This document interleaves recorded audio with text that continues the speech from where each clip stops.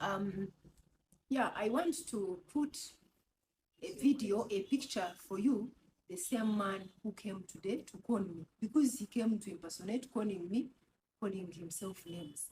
So this person, if he has at all, met you or called you using the, the name of the office or my name, no, that one is not our person. I don't remember his names, but they are going to put for you his picture or his video for you to be able to see if you have ever been conned by such a person. Then please go to police get a reference, and you actually come. I will support you to put a case on you. I think I have to tell you the truth. I have some app in my phone. App you since yagiteekamu baginteeramu. App erina obuzibu bumu. N'oba ng'okyusiza area. What relationship do you have with him? But nkyasooka kumalira. What relationship explains okay, that app erina some problem. Tesoma mannya ga muntu ga simu. Esoma oluusi location y'omuntu waali.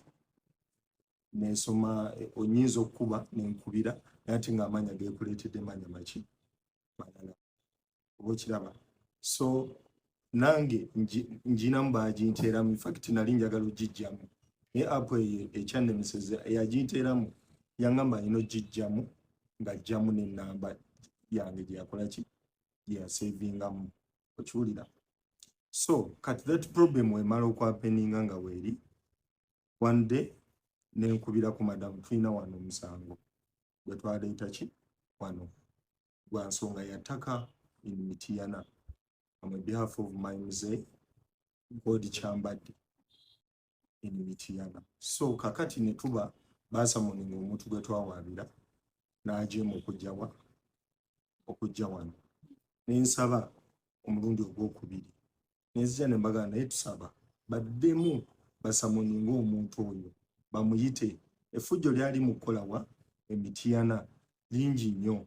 Atema ennimiro, atemye emmwanyi acres 8 n'azikuba ku ttaka, atemye everything. Kati your file ogina naffe office, and that file is going to be handled. We are actually handling because when nagezezzaako okubuuza bakumanyi naye obadde ojja n'obayisa bubi ng'omwana wa boosi. Owulidde?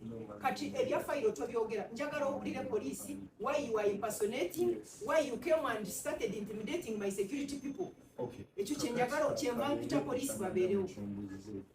Ekirala wenzize wano nze bulungi sikayanye nenkubira ne okay, what is inzize. the relationship between you and the general? No any relationship. Naye I know like the person ng'omuntu mumanyi. Have you ever been with him? No, I've been not with him, but mumanyi nga How ye did you know him? mumanyi ng'omuntu nti sijje. Yeah, I want to put a video, a picture for you, the same man who came today to call me, because he came to impersonate calling me, calling himself names. So this person, if he has at all, met you or called you using the, the name of the office or my name, no, that one is not our person. I don't remember his names, but they are going to put for you his picture or his video for you to be able to see if you have ever been conned by such a person. Then please go to police get a reference, and you actually come. I will support you to put a case on you. I think I have to tell you the truth. I have some app in my phone. App eyo sinze yagiteekamu baginteeramu. App erina obuzibu bumu. N'oba ng'okyusiza What area. relationship do you have with him? But nkyasooka kumalira. What relationship explains Okay, that app erina some problem. Tesoma mannya ga muntu ga simu. Esoma oluusi location y'omuntu waali. Nesoma onyinza okuba nenkubira naye ate ng'amanya geekuleetedde manya maki malala. Oba okiraba.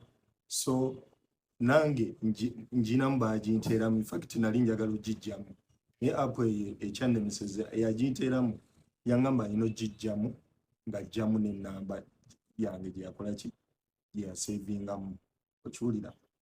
So kati that problem wemala okwapeninga nga weeri one day nenkubira ku madamu tulina wano omusango gwe twaleeta ki wano gwa nsonga yattaka in Mityana on behalf of my mzee God Kyambadde in Mityana. So kakati ne tuba basamoninga omuntu gwe twawaabira n'ajeema okujja wano nensaba omulundi ogwokubiri nenzija ne mbagamba naye tusaba baddemu basamoninga omuntu oyo bamuyite. Effujjo lyali mu kkolawa Mityana lingi nnyo, atema ennimiro, atemye emmwanyi acres 8 n'azikuba ku ttaka, atemye everything.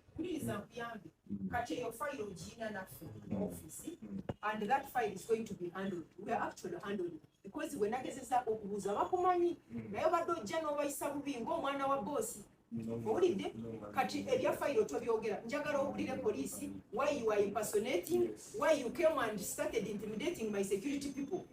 Ekyo kyenjagala kyenva mpita poliisi babeerewo.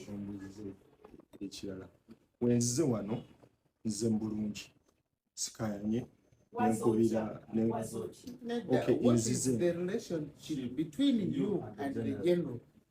No any relationship. I know like the person ng'omuntu mumanyi. Have you ever been with him? No, I've been not with him, but mumanyi nga How ye. did you know him? Mumanyi ng'omuntu nti